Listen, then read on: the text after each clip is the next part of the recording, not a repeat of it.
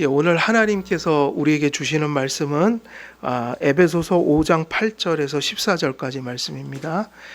제가 8절에서 14절까지 봉독해 드리도록 하겠습니다. 너희가 전에는 어둠이더니 이제는 주 안에서 빛이라. 빛의 자녀들처럼 행하라. 빛의 열매는 모든 착함과 의로움과 진실함에 있느니라. 주를 기쁘시게 할 것이 무엇인가 시험하여 보라. 너희는 열매 없는 어둠의 일에 참여하지 말고 도리어 책망하라. 그들이 은밀히 행하는 것들은 말하기도 부끄러운 것들이라. 그러나 책망을 받는 모든 것은 빛으로 말미암아 드러나나니 드러나는 것마다 빛이니라. 그러므로 이르시기를 잠자는 자여 깨어서 죽은 자들 가운데서 일어나라. 그리스도께서 너에게 비추이시리라 하셨느니라. 아멘. 오늘 본문 가운데 이제 11절 또 계속 이어나가도록 하겠습니다. 그래서 11절은 너희는 열매 없는 어둠의 일에 참여하지 말고 도리어 책망하라 이렇게 말씀하셨는데, 이제 그 책망에 관련된 말씀이 14절까지 계속 이어집니다. 그래서 11절에서는 책망이 명령되고 있다. 그 책망이 무엇인지를 이렇게 정립하는 게 중요하고요. 그리고 이제 이어지면서 12절, 13절, 14절은 그 책망을 하나님께서 명령하신 그 이유, 그런 것들을 가르쳐 주고 있고요. 그리고 그것의 유익이 뭐냐. 그래서 지금 저희가 책망에 대한 설교를 하고 있는데 사실은 세 주제로 나뉘어 있는 거예요. 지금까지 지난 시간까지 말씀드린 것은 뭐에 관련된 걸까요? 책망의 의미, 책망이 뭐냐 이거예요. 근데 그게 조금 중요했던 이유는, 많이 중요하죠 사실은. 많이 중요했던 이유는 항상 책망이라는 것이 세속적인 의미가 있고 신학적인 의미가 있으니까 이 신학적인 의미를 구별하지 못하면 우리가 그냥 밖에서 세속에서 말하는 그냥 책망 이것을 넘어서지 못한 의미를 받아들이게 된다. 근데 그 이상의 의미를 담고 있기 때문에 책망이라는 말이 담고 있는 그 교리적 신학적인 본연의 의미를 우리가 분명히 깨닫고 가야 한다. 그리고 이제 그것이 정립되면 왜 하나님께서 책망하라고 하셨을까? 그리스도인들이 책망을 해야 되는 이유. 물론 교회 안에서도 책망해야 합니다, 서로가. 그러나 여기서 본문에서는 누가 대상이라고 그랬어요? 책망의 대상은 불신자라는 거. 왜 그렇게 얘기하셨나? 그리고 마지막에는 그 책망이 유익하다는 거예요. 책망이 거둬들이는 유익. 그 책망을 성도들이 세상에 가서 세상의 어둠의 일에 참여하는 게 아니라 책망의 소명을 다할 때 이런 열매를 하나님께서 거두어 주신다. 그게 이제 세 가지 주제인 건데, 이제 저희들은 두 번째 주제로 들어가야 돼요. 그래서 책망이라는 것이 원어대로 하면은 원어적 의미는 뭘까요? 책망이라는 게. 책망이라는 말의 원어적 의미는 헬라어를 보면 역시 똑같은 의미예요. 죄를 어떻게 한다는 걸까요? 드러낸다? 그럼 드러낸다는 것은 또 다른 말로 표현하면 어떤 의미도 있을까요? 죄를 드러낸다. 죄를 상대방으로 하여금 어떻게 하는 거죠? 깨닫게 한다. 그러니까 우리가 책망하는 목적은 뭐냐면요, 누군가 깨닫지 못하고 어둠 속에 살아갈 때 그 어둠을 드러내주는 거다. 그런데 그걸 다른 말로 표현하면 그것을 상대방으로 하여금 깨닫게 해주는 것이다. 그러니까 이게 뭐가 될 수 있는 거죠? 이 책망이라는 게 상대방에 대한 무엇이 될 수 있는 거예요? 책망은 보통 부정적으로 이해를 하는데 그게 아니라 책망은 뭐예요? 사랑이에요. 이거는 마치, 그래서 예수님께서 그 말씀을 하신 거예요. 건강한 자는 누가 필요치 않다고요? 의사가. 그걸 누가 말씀하셨죠? 이 말씀을. 예수님은 이렇게 말씀하셨어요. 그래서 너희들이 죄인이기 때문에 내가 온 것이다. 그래서 스스로 의롭다 하는 자는 절대로 고침을 받을 수가 없다. 구원을 받을 수가 없다. 그래서 전도한다는 말 속에는 필연적으로 뭐가 들어가는 거예요? 예수만 전하는 게 아니라 뭐를 같이 전해야 돼요? 죄요. 그래서 우리의 전도 과정은 그가 죄를 깨닫게 해주는 거예요.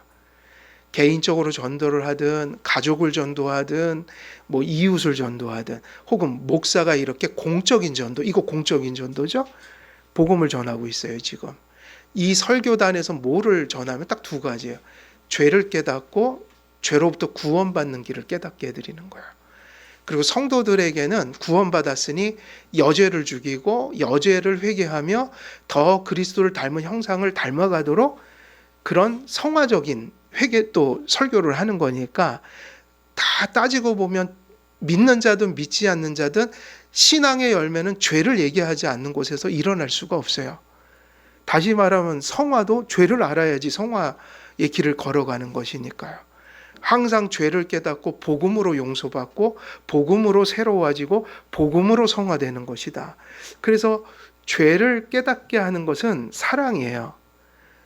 의사가 환자가 왔을 때 병명을 분명히 이렇게 진단해서 그에게 약을 잘 처방해서 낫게 해주는 게 목적이듯이, 그래서 의사가 하는 일은 낫는 게 목적인데 아프게 하는 것도 있을까요, 없을까요? 수술을 해야 돼요. 그리고 때로는 그들이 싫어하는 처방을 내려야 돼요. 이 모든 것들이 포함되기 때문에 우리가 이 사랑을 세상에서 실천하는 것은, 기독교적인 사랑을 실천하는 것은 세상 사람들이 그렇게 본성적으로 좋아하는 모습이 아니에요. 그게 되게 중요하다. 하나님의 사랑을 해야 된다는 거예요. 인본주의적인 사랑이 아니라 우리는 그리스도인으로서 부름을 받았기 때문에 그게 믿는 자를 향한 것이건 불신자를 향한 것이건 크리스찬이 가지고 또 크리스찬만이 줄 수 있는 사랑을 줘야 되는데, 그건 세속적인 사랑하고 상당히 달라요. 자녀들을 사랑하는 것도 상당히 달라요. 세상에선 이미 그런 사랑이 있잖아요. 자녀를 사랑하는 건 이게 사랑하는 방식. 근데 크리스찬은 그렇게 따라가면 안 돼요. 크리스찬은 크리스찬으로서 그들에게 진정 바른 길로 그들을 인도하고 말씀으로 훈육하여 하나님의 자녀로 그들을 키워야 하는 소명이 있거든요. 우리는 상당히 신학적인 의미를 담고 자녀들을 키워야 돼요. 이 자녀 사랑조차도 세속적 사랑하고는 상당히 다른 거예요. 그래서 책망한다는 말은 죄를 깨닫게 한다, 드러낸다, 입증한다, 이런 의미가 들었고, 11절에서는 심지어 너희들이 어둠의 일에 참여하지 말고 도리어라는 말이 나오는데, 도리어라는 말도 짚고 가야 되죠.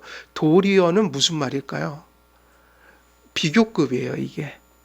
우리는 부사처럼 썼는데 도리어 이렇게 했는데, 이 말은 원래 헬라어에서 비교급이에요.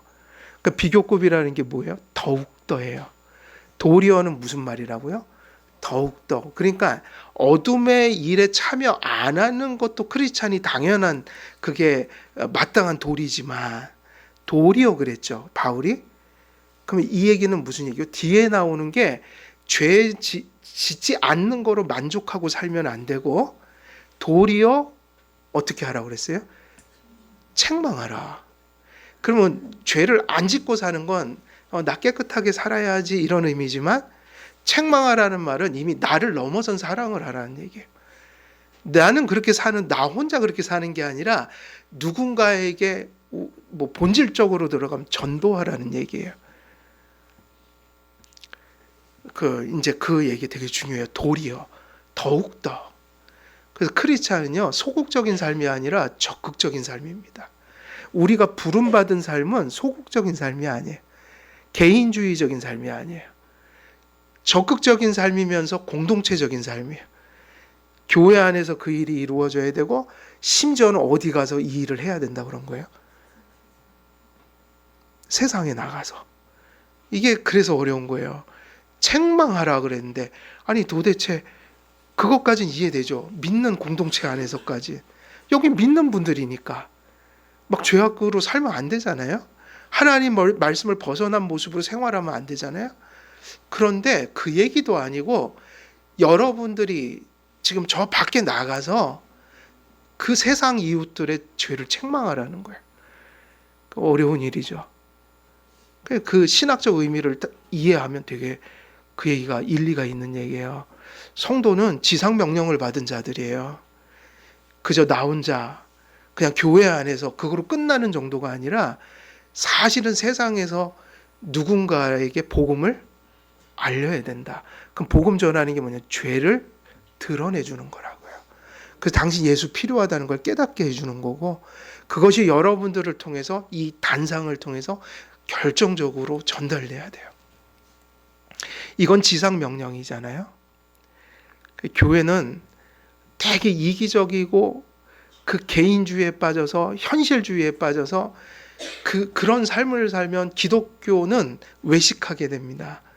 우리는 그런 삶으로 부름받은 게 아니라 내 삶이 바르게 서야 되는 이유는 사실은 교회와 세상을 향한 거예요. 여러분들에게 육신적인 건강도 주시고 세상을 살아갈 자원을 주시고 현실적인 걸 부어주신 것은 나 혼자 개인적으로 잘 먹고 잘 살고 만족하는 게 아니라 항상 어디를 향해 있다고요? 더 큰 소명들을 향해 있어요. 근데 개인의 현실이 중요한 건 내 개인이 허물어지면 아무것도 못 하잖아요. 그러니까 그걸 소홀히 여기면 안 되죠. 제일 중요한 건 건강이 허물어져 버리면 아무것도 못 해요. 그래요, 안 그래요?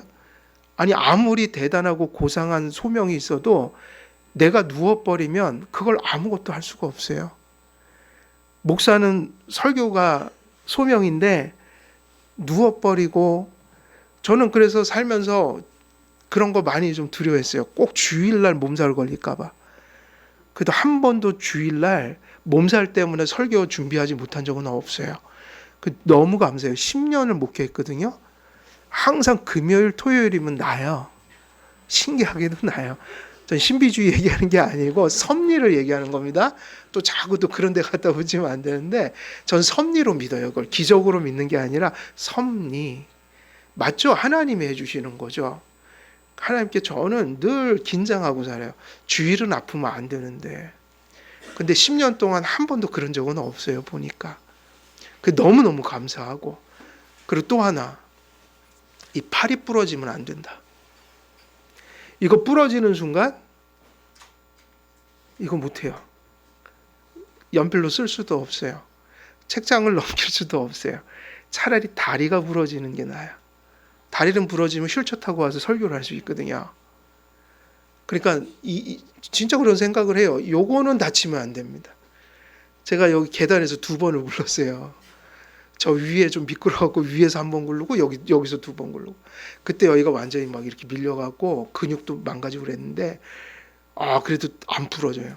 하나님이 이걸 튼튼하게 지으셔갖고 웬만해서 안 부러지더라고요. 얼마나 감사했는지요. 이게 부러지면 설교 준비 못합니다. 그래서 참 감사한 게 이 눈이 지금도 보이는 거, 그리고 말할 수 있는 거. 목소리는 별로 안 좋지만 말할 수 있는 거 참 감사해요. 그래도 언제까지 지켜주실지 모르지만 이렇게 살아가는 것 자체가 감사해요. 한번 이거를 내가 잃어버리면 금방 알 거 아니에요. 야, 설교 준비도 못해. 이게 뭐냐, 목사가. 얼마나 비참하겠어요. 근데 이게 있는 게 얼마나 감사하니까, 평소 때에 감사 안 하던 것들이 생각해보면 다 감사할 거예요. 얼마나 감사한지 몰라요. 근데 왜 그렇게 지켜주실까? 항상 그저 나가 아니라 어디로 가야 돼요? 내가 서 있어야, 일단은 내가 서야, 내가 살아야, 그 다음에 이제 뭐를 봐야 돼요? 거기서 끝나지 마시고 어디로 가는 거예요? 소명으로 가야 돼요. 교회를 돌아보고요, 저 세상을 좀 돌아볼 필요가 있어요. 사실은 우리는 거기에 부름을 받은 거예요. 그래서 문화명령, 또 무슨 명령이라고 부르죠? 그걸 지상명령. 우리는 지상명령을 받은 자들이에요. 그래서 지상명령이 뭐죠? 너희는 모든 족속으로 제자를 삼아 아버지와 아들과 성령의 이름으로 세례를 주고. 그러면 이제 답이 많이 나오는 거예요. 왜 하나님께서 책망이 필요한 거라고 말씀하셨을까? 바울이 그리스도인들에게 세상 불신 자연인들의 죄에 참여하지 말고 더욱더, 그러니까 비교급 더욱더 책망하라 명령한 이유가 어디에 나올까요? 12절과 13절에 나와요. 그래서 그들의, 여기는 한번 읽어볼까요? 12절 13절 같이 읽어볼게요. 12절 13절 같이 읽어보겠습니다. 시작. 그들이 은밀히 행하는 것들은 말하기도 부끄러운 것들이라. 그러나 책망을 받는 모든 것은 빛으로 말미암아 드러나나니 드러나는 것마다 빛이니라. 우리가 이 말씀은 나중에 더 살펴보겠지만 얼핏 보아도 지금 되게 중요한 말씀들이 나와요. 교회와 성도들이 불신 자연인들의 죄를 드러내어 회개하도록 도와야 하는 이유가 두 가지인데, 이 말씀을 읽을 때 우리는 이렇게 읽을 확률이 높죠. 우리는 거룩하고 세상 자연인들은 저렇게 더러워. 근데 그 얘기 하라고 이 말씀 적어 놓은 게 아니라 그들이 스스로 좌우를 분별하지 못한다는 얘기를 하고 계신 거예요. 여러분들이 가다가 저기 할머니가 넘어지셨어요. 그럼 어떻게 해드려야 돼요? 부축해드리겠죠? 장애인이 이렇게 목발 짚고 가다가 넘어졌어요. 그럼 어떻게 해줘야 돼요? 부축을 해줘야 되잖아요. 그러니까 도와야 될 거 아니에요. 근데 그것보다 더 비참한 게 있어요. 영적으로 좌우를, 죄를, 뭐가 하나님의 것인지 무엇이 사탄의 것인지를 분간 못하는 사람들이 살아가요. 그러면 그거를 누구만이 도와줄 수 있을까요? 다리가 없는 자는 다리가 없는 자를 도와줄 수가 없어요. 다리가 있는 사람이 다리가 없는 사람을 도와주는 거예요. 똑같은 얘기예요. 우리가 아니면 저 사람들은 죄도 모르고 예수님도 몰라요. 죽을 때까지 몰라요. 그러니까 이 얘기는 그냥 세상 사람들 악하다 이 얘기를 뭐 누가 모르겠어요. 그 얘기를 하려고 하는 게 아니라 너희들이 저들에게 복음 전하지 않으면 저들은 그냥 죽는다. 저들은 볼 수 있는 눈이 없다는 거예요. 좀 그런 얘기 비슷해요. 저들은 하나님을 위해서 걸어갈 다리가 없다. 하나님의 은혜를 받아야 되는데 손이 없다. 너희들이 도와줘야겠다. 거듭남의 역사는 이거를 다 회복시켜 놓는 거죠. 근데 그 회복시키는 것들 속에 누가 사용되는 거예요? 교회가요. 교회와 성도들이 불신 자연인들의 죄를 드러내어 회개하도록 도와야 하는 이유가 두 가지인데, 어둠에 속한 사람들은 빛된 사람들이 그 죄를 알려 깨우치지 않으면, 엄밀히 얘기하면 말씀과 성령으로 깨닫는데 이게 사람을 통하지 않고는 절대로 들려지지가 않으니까 문제란 말이에요. 말씀과 성령은 맞는데 누군가가 외쳐줘야 돼요. 살아줘야 돼요, 그것을. 그러니까 불신 자연인들의 죄를 드러내어 회개하도록 도와야 하는 이유는 두 가지인데, 그들이 절대로 그들 스스로 죄를 알지를 못하는 동시에. 그래서 여러분들이 다 부모시잖아요. 부모가 돼보면 다 아시잖아요. 우리 아이들을 키우는 과정이 뭐냐면 똥오줌을 못 가리고 좌우를 분별하지 못하고 옳고 그름을 분별하지 못하는 존재로 태어나요. 사람은. 이걸 가지고 태어나는 게 아니라 이게 없는 존재로 태어나서, 사실 자식을 키운다는 건 거의 뭐하고 같은 거예요? 아무것도 못하는 존재를 키우는 거예요. 그 아이들의 손이 되고 발이 되고 그 아이들의 머리가 되어줘야 되고 그 아이들의 가치 판단의 기준이 되어줘야 되고. 이 자식 키우는 게 엄청 어려운 거잖아요. 그래서 저는 그런 생각을 해요. 자녀들이요, 지금 저렇게 살아 숨쉬는 거 하나만으로 감사하고 살아야 됩니다. 뭐 요번에도 시험 끝나고 뭐 그러지만 그거 중요한 게 아니고요. 뭐가 중요하다고요? 우리 자녀들이 저렇게 존재하고 숨쉬고 존재하는 것만으로 하나님께 엄청나게 감사해야 돼요. 나머지는 뭐냐? 그 존재하는 아이들이 이래저래 사라고 하나님이 주시는 과정이잖아요. 이래 살 수도 있고 저래 살 수도 있죠. 중요한 건 사는 거예요. 하나님이 이렇게 살리든 저렇게 살리든 아마 저 아이들에게 주어진 선택된 길로 인도하실 거예요. 우리가 원하든 원하지 않든. 언젠가는 하나님 원하는 자리에 서서 원하는 일을 하면서 살아갈 수밖에 없는데, 중요한 건 그걸 걱정할 게 아니라 항상 감사하는 게 뭐냐면요, 그 살아 숨쉬고 존재하는 걸 감사해야 돼요. 그거를 감사하는 부모들이 별로 없더라고요. 그걸 감사하는 게 아니라 자꾸 다른 걸 요구하니까. 그래갖고 저는 그 세월호, 무슨 이태원, 다른 거 생각하는 게 그 생각밖에 안 들어요. 그 부모들은 그걸 깨닫는 거예요. 아, 내 옆에 어떻게만 해주면 감사하는 거예요? 근데 그걸 잃고 나면 그걸 알게 돼요. 여러분, 우리가 감사할 게 다른 게 아니에요. 숨 쉬고 살아가는 것만 해도 감사해야 돼요. 그게 누가 주시는 거죠? 그 은혜를? 네. 하나님이 숨 쉬고 살아가게 하는 한 하나님은 그 아이들에게 또 살아갈 방법을 주실 거예요. 이해되시나요? 전 너무 감사해요. 어쩔 때 아기 때 사진을 전 자주 봐요. 가은이, 주은이. 우리 가은이, 우리 주은이, 그 핏덩이 같은 어린 아이들을 어렸을 때 사진 보면 그때 얼마나 걱정이 많았는데, 태어나면 그때부터 뭘 놓기 시작해요? 예방접종. 뭐 이렇게 많은지. 그거 걸리면 다 죽는 거예요. 그거 다 넘어온 애들이에요. 뭐 이런 거 저런 거 걱정하고 그랬는데 벌써 20살 되고 초등학교 3학년 됐네. 이야, 얼마나 감사한지. 그땐 걱정 엄청 많이 했거든요. 이러면 어떡하지? 저러면 어떡하지? 근데 자녀들 생각하면 그 사랑이 뭐죠? 똥오줌 못 가리면 기저귀 갈아줘야 되고, 제 손으로 못 먹으면 손으로 떠서 먹이고, 지 혼자 옷 못 갈아입으니까 또 철 따라 옷 갈아입혀주고, 이러면서 키웠죠. 그래서 부모는요, 하나님이 보낸 청직이에요. 자녀들의 주인이 아니라 뭐라고요? 근데 따지고 보면 세상에서 동일한 일이 벌어지고 있어요. 우리의 저 자식들이 아니라 비슷한 얘기예요.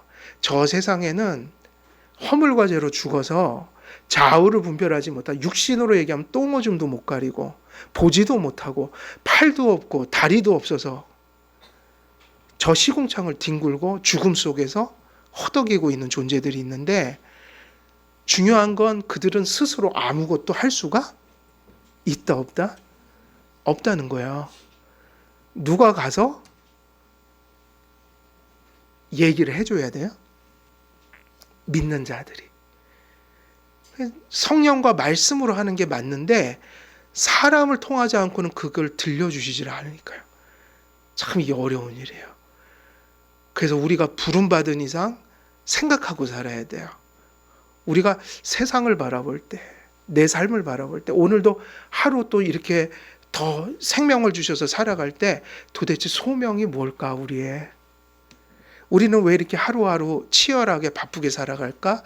이런 것들을 통해서 나에게 주신 것, 내게 주신 생명, 내게 주신 소유, 내게 주신 시간, 나는 물론 나를 위해서 살아야 되지만, 그러나 내가 지금 여기 서 있는데 그것들을 통해서 무엇을 위해서 하나님이 나를 오늘도 시간을 주시는 걸까? 그건 소명이에요. 우리가 출애굽기 할 때 다 얘기했잖아요. 소명이라고요.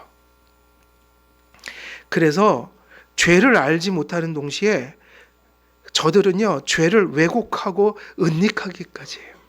죄도 모르지만 안다 해도 죄를 어떻게 한다고요? 왜곡하고 은닉하고. 그래서 무슨 얘기가 있냐면, 저들이 은밀히 행하는 것들은 말하기도 부끄러운 것들이라. 그래서 이 말씀 읽을 때, 야, 우리는 거룩하고 저들은 저래, 이 얘기 하라는 게 아니라, 적어도 이 본문에서는, 이 본문의 맥락은 그거예요. 그러니까 너희들이 지금 무언가 할 일이 있어, 이 얘기를 한 거예요. 교회와 성도들이 불신 자연인들의 죄를 드러내야 하는 이유는 이것이 하나님께서 그들을 회심시키는 중요한 수단이 되고 통로가 되고 과정이 될 것이기 때문에, 다시 말하면 책망이라는 것이 무엇에 반드시 필연적으로 따라오는 과정이에요. 뭐 하는 데 있어서 허물과 죄로 죽은 자가 거듭나고 회심하는 데 있어서 죄를 깨닫는 일이 엄청 중요하다. 그래서 죄는 세상 사람들이 절대 못 깨달으니까요. 우리가 말로, 행위로, 삶으로 불신자들 앞에서 무엇이 거룩한지, 무엇이 추악한 것인지를 누가 그걸 이렇게 삶으로 보여줘야 돼요? 그래서 항상 우리는 그런 사고가 좀 필요한 것 같아요. 저도 요즘에 맨날 노력을 해요. 부족하니까. 그 생각을 자꾸 하게 돼요. 왜냐? 인생 살면서 경험하지 못한 걸 자꾸 경험하게 돼요. 그리고 이전에는 나에게 별로 상관이 없던 일인데 이제 이렇게 목양을 하면서 나이 50이 되니까 이제는 내가 책임져야 될 일들이 생겨요.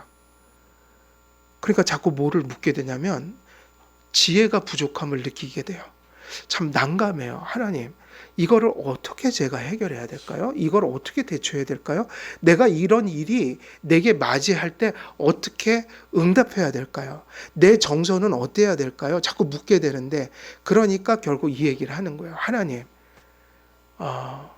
무엇이 이게 지금 하나님 앞에 합당한 행동일까요? 정서일까요? 말일까요? 도무지 잘 모르겠습니다. 어떻게 해야 될지. 좀 알려 주십시오. 이런 일이 오면 제가 어떻게 이렇게 반응해야 될까요?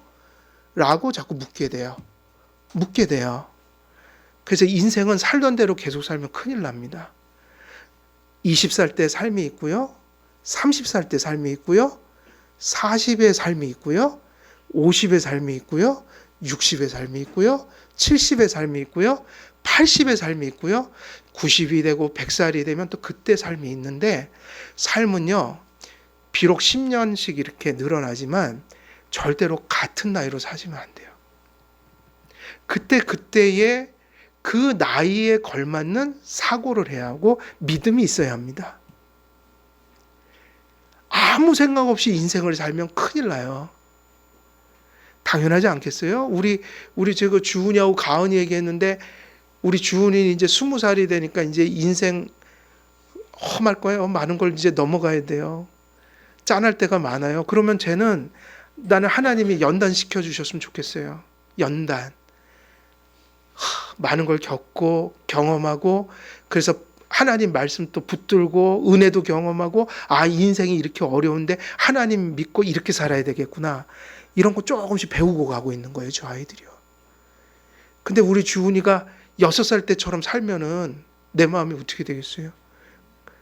저는 감사해요. 그래도 저 아이들이 커가고 있어요. 생각이 자라가고 있다. 조금씩. 그때 모습은 아니에요, 아무리 봐도. 성경에서는 어린아이의 일을 어떻게 하라고 그랬죠? 벗어버리고, 어린아이처럼 젖먹는 아이가 되지 말고 단단한 음식을 씹어먹는, 그걸 소화시키는 그런 삶을 살아라. 그 단단한 음식을 먹은 게 뭐냐면 사고하라는 얘기예요.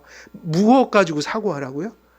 말씀을 내 이 복잡한 삶에 적용하고, 그 관점으로 해석하고, 그리고 거기서 온 어떤 믿음으로 대처하고. 근데 인생이요, 그냥 막 지나가는 건 좋지 않아요. 그냥 하나만 보고 가는 거 좋지 않아요. 10년마다 바뀌어야 됩니다. 저는 50대니까요, 생각 무지 바꿀 게 많아졌어요. 40대하고 50대는 달라요. 조금 힘든 것도 있어요. 받아들이기. 어떻게 해요? 또 생각을 바꿔야죠. 하나님.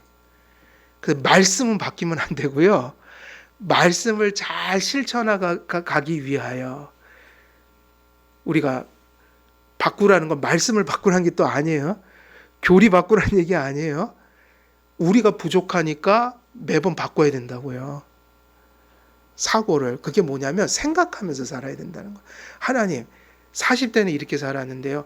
그리고 50대는 이렇게 왔는데요. 제가 또 어떻게 살아야 될까요? 지금 제가 무슨 일을 하는 게 하나님 앞에 지혜로운 걸까요? 좀 묻습니다. 그래서 자꾸 적어요. 적습니다. 그래서 50에 목표 몇 가지 세워놨어요. 내가 부족한 게 이런 거니까 신학적으로 이거 더 책 많이 읽고, 내게 부족한 게 이런 거니까 이런 걸 좀 채워야지. 그래갖고 또 목록을 적어요. 그리고 그런 것도요. 내가 남은 인생 중에 책을 앞으로 몇 권이나 쓸 수 있을까? 가만히 고민해 봤더니 한두 권 나올까? 못 쓸 수도 있겠네. 그럼 지금부터 준비해야지 그러면서 거기다 써놨어요. 50이 넘어가기 전에 읽어야 될 책. 그게 무슨 얘기냐면요. 생각하면서 살아야 돼요. 어떻게 살아야 할까요? 근데 그것이 어딜 바라보면서 생각해야 될까요? 어디를?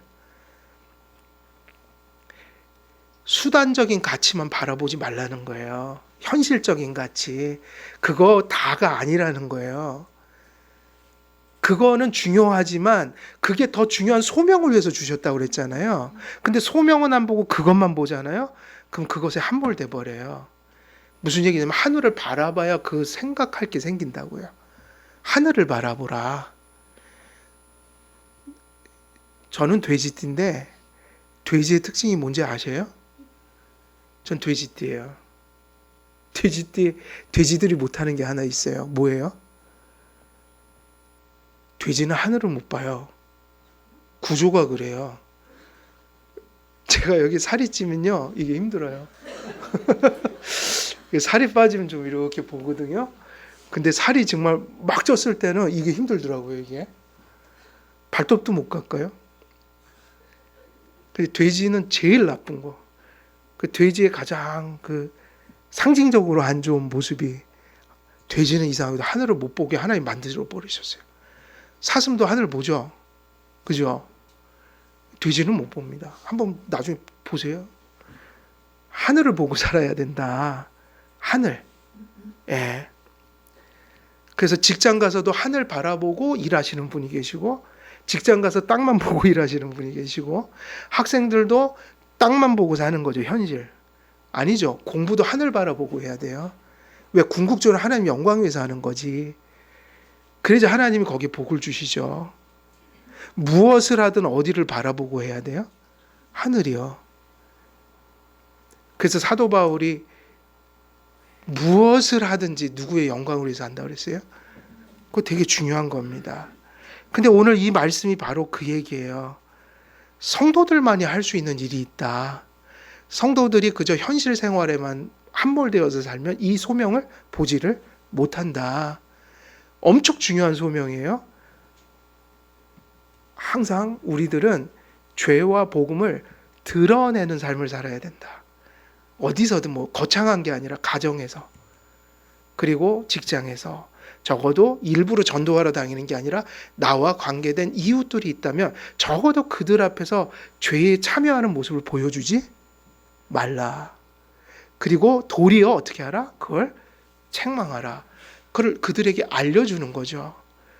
드러내주는 거죠. 그래서 복음을 붙들도록 우리가 도와주는 거죠. 이걸 뭐라고 하죠? 이게 기독교적인 뭐다? 사랑이다. 사랑이란 거예요. 책망은 성도들이 세상에 보여줄 수 있는 사랑의 또 다른 측면이에요. 왜냐하면 성도들이 이 역할을 할 때 누군가 죄를 억제하고 죄를 회개하며 회심할 수 있기 때문입니다. 그런 의미에서 성도들만이 세상의 소금이 되고 빛이 될 수가 있는 거예요. 그래서 먼저 불신 자녀인들은 어둠으로 비유됐다는 거 되게 중요해요. 이게 계속 나오잖아요, 지금. 이 비유가 계속 반복되고 있어요. 어둠이다. 그 이유는 그들 안에 뭐가 있다는 의미죠?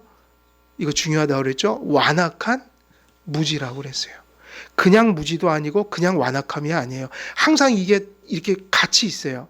불신자를 한번 여러분들이 이걸 한 번만 하면 금방 알게 됩니다. 여러분 저기 지나가다 아무나 붙들고 안 믿는 사람한테 복음을 한번 전해보세요. 그러면 금방 알게 돼요. 저들이 얼마나 무지한지를, 얼마나 완악한지를. 그걸 이해 못하고 받아들이지 않는 모습 속에 완악한 무지가 보여요. 근데 그건 금방 체득할 수 있어요. 그냥 안 믿는 자하고 대화를 해보면 알아요. 그걸 한번 받아들이게 해보세요. 그게 얼마나 어려운 것인지, 성령이 역사하기 전까지는. 완악한 무지가 그들의 모이기 때문이에요. 죄인들의 본성이에요. 이게 안타깝지만 사실이에요. 죄인들, 하나님 없는 사람들의 본성이 뭐냐면 그 본성이 완악한 뭐다? 무지예요. 그들은 죄를 하나님께서 보시는 관점에서 절대로 보지 않아요. 그래서 세상 사람들도 착한 사람들이 있고 죄를 아는 사람들이 있지만 기독교적인 관점은 받아들이지 않아요. 절대로 그 죄의식 가지고 구원받을 수가 없어요. 이게 얼마나 힘든지 아세요? 많은 설명이 필요해요. 여러분들이 교회로 엄청 힘들게 여기다 이제 인도를 하잖아요. 아직 믿음이 없는 분을 세례주는 과정은요, 정말 긴 시간일 수도 있어요. 그걸 다 설명해 줘야 돼요. 그러면 그걸 받아들이는 분이 계시지만 그걸 절대로 못 받아들이는 사람도 있다고요. 제가 항상 특히 도덕주의자들, 자기가 착하다고 생각하는 사람들 절대로 복음 안 받아들여요. 왜곡된 죄관을 가지고 있고 죄를 깨닫더라도 그것을 합리화하고 미화하고 심지어는 미덕으로까지 여기기도 합니다. 그래서 로마서 1장 32절 보면 이런 말씀이 나옵니다. 그들이 이 같은 일을 행하는 자는 사형에 해당한다고 하나님께서 정하심을 알고도 자기들만 행할 뿐 아니라 또한 그런 일을 행하는 자들을 옳다느니라. 바울은요, 불신자들을 심지어 어떤 것에 비유했어요? 형량으로 따질 때 사형이란 말을 써요. 그러니까 허물과 죄로 저들은 죽었다 이거예요. 근데 우리들이 기독교 안에서 교회가 이런 부분에 대해서 되게 흐리멍텅해져 버렸어요, 지금. 그러니까 우리는 세상 사람들을 볼 때, 안 믿는 사람들을 볼 때 그런 의식을 못 갖는 거예요. 불쌍하다는 의식을. 그러니까 부러워하죠, 더. 세상적으로 많이 갖고, 세상적으로 명예, 권력, 부 이런 걸 많이 가진 불신자를 보면 사실은 불쌍하다는 마음이 아니라 뭐가 먼저 와요? 네, 부러워하는 마음, 이런 거, 세속적인 마음. 그게 왜 그러냐면 지금 이런 거를 이해를 못하기 때문이에요. 어쩌면 그거를 이해할지는 몰라도 아직도 받아들이지 못하고 있는 거예요. 이 말을 인정한다면 어떻게 그렇게 할 수 있어요? 일시적인 가치와 영원한 가치가 부딪히고 있고 저들이 대단한 사람, 하다못해 대통령이라도 하나님 안 믿고 죄 속에 빠져 있으면 지옥 가는 거예요.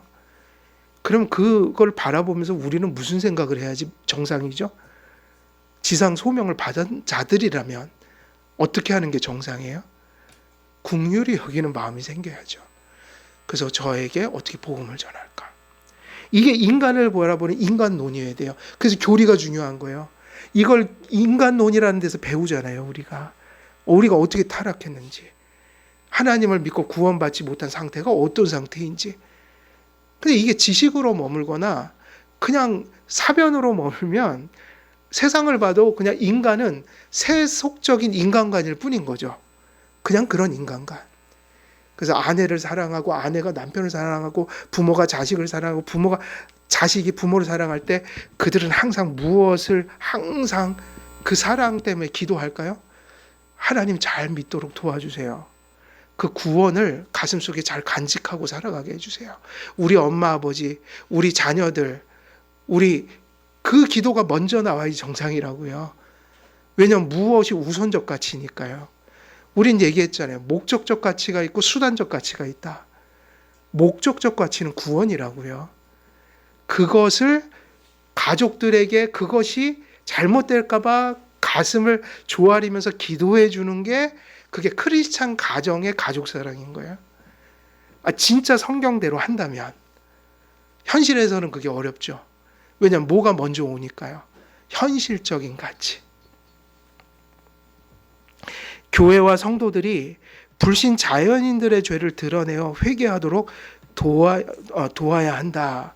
그 이유가 뭐냐면 세상 사람들이 죄를 완악한 무지 속에서 보지 못하거나 왜곡하거나 심지어는 죄를 합리화하고 미화하고 미덕으로까지 여긴다. 그러나 바울은 그걸 사형에 해당하는 거로 얘기했고 허물과 죄로 죽은 상태라고 얘기를 하고 있단 말이에요.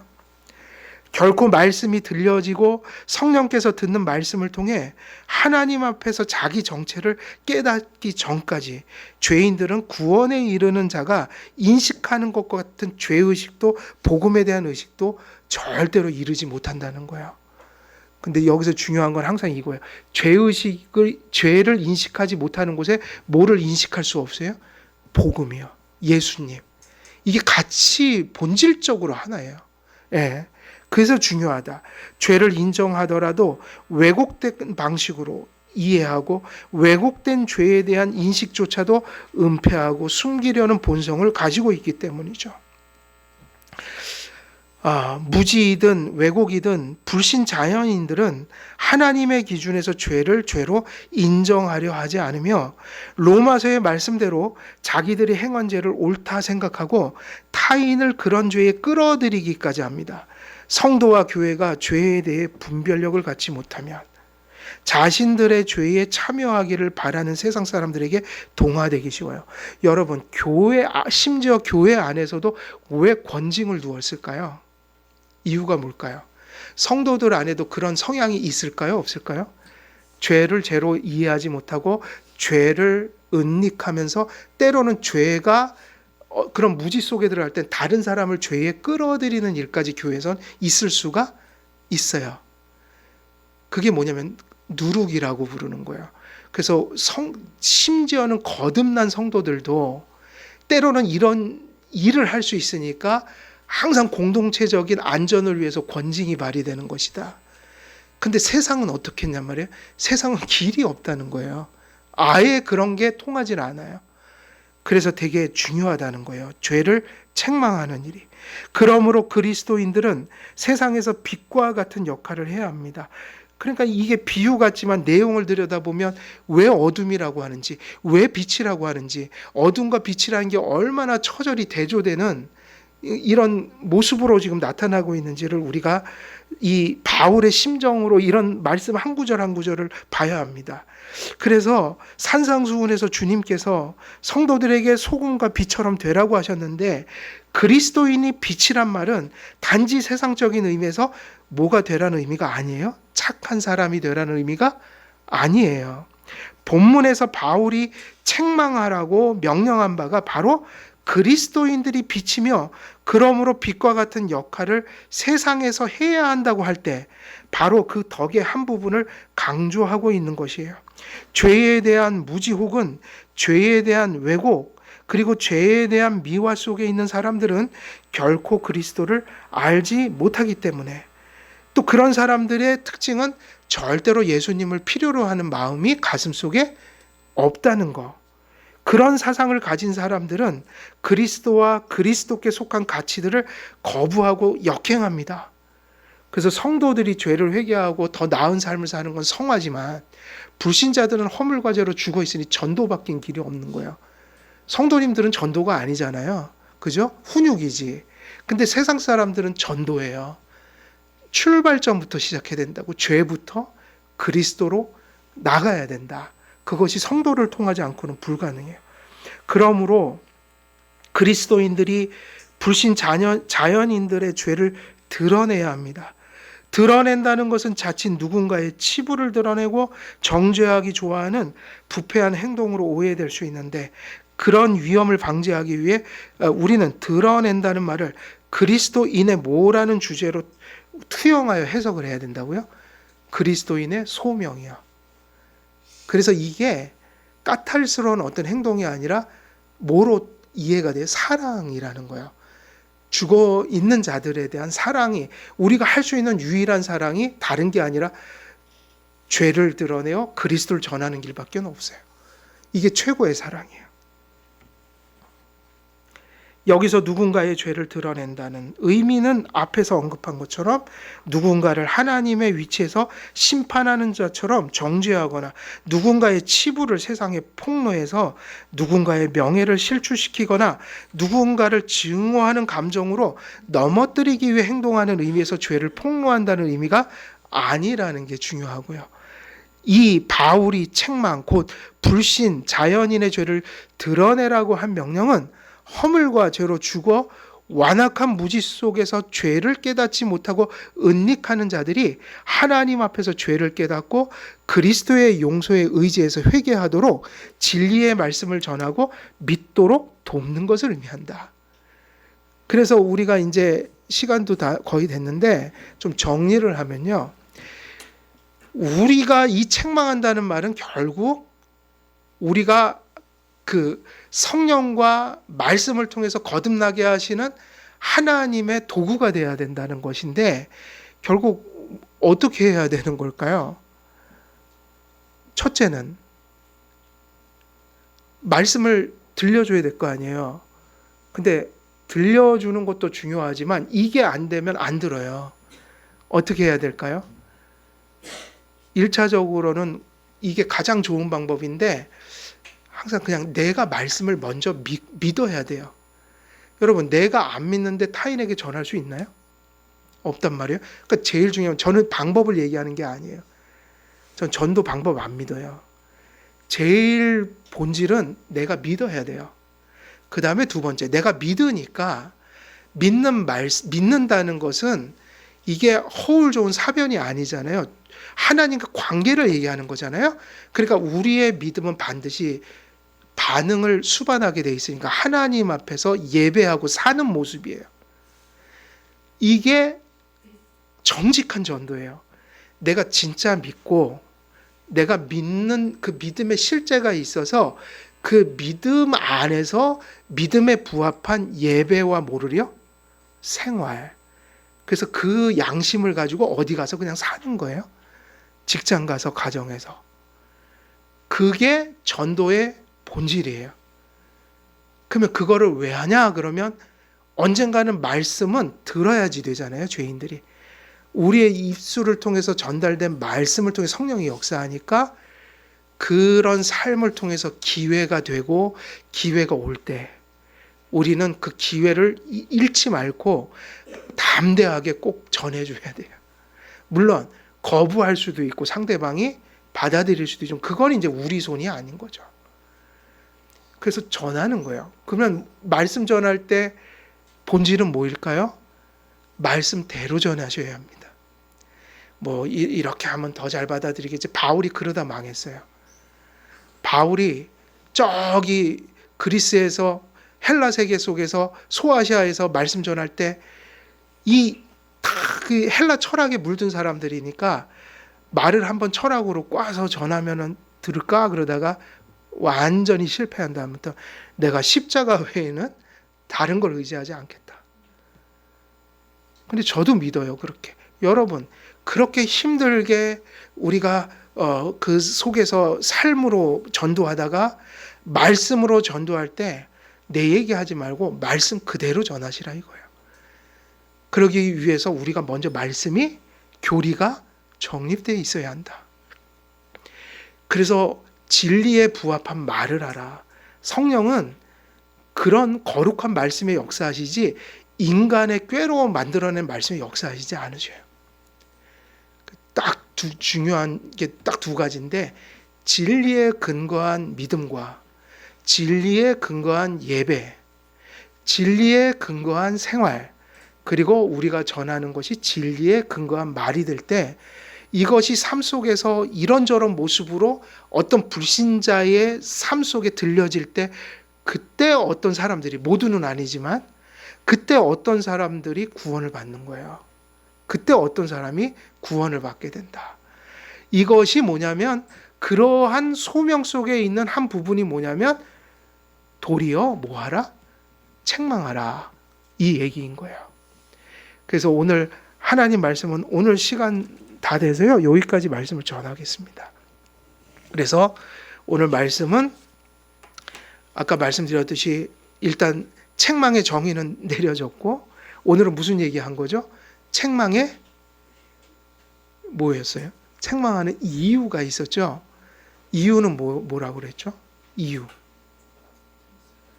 불신자들이 성도들의 교회의 전도가 아니면 절대로 뭐를 깨달을 수가 없는 자들이에요.